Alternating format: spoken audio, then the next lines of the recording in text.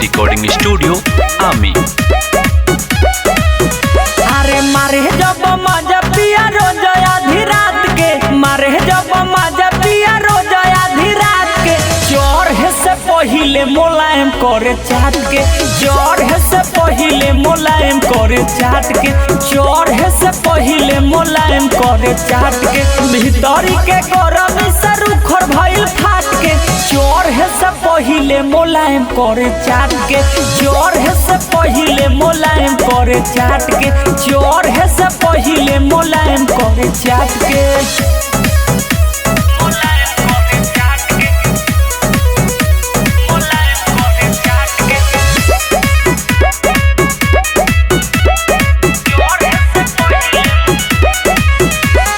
नया ढंग से करेला हमारा से प्यार हो, चतुर चालाक मिलल बाटे भतार हो।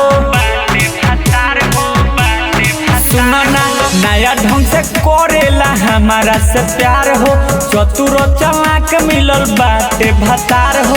रात भर रखे कवरिए में साट के, जोर है से पहिले मुलायम करे चाट के, जोर है से पहिले मुलायम करे चाट के, जोर है से पहिले मुलायम करे चाट के।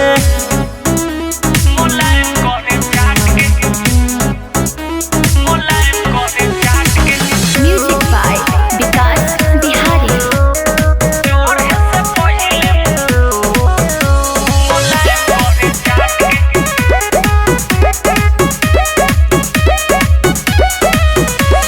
सुखे जब थूक भीतर घस भेसलीन हो, दर्द से रात भर आवे नहीं नींद हो।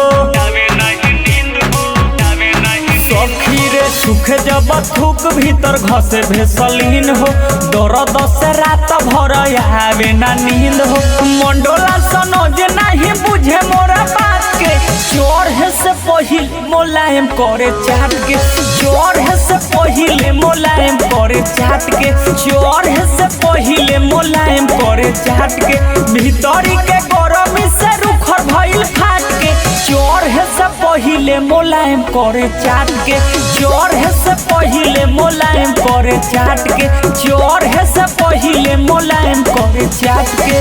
माँ अम्बे रिकॉर्डिंग स्टूडियो आमी।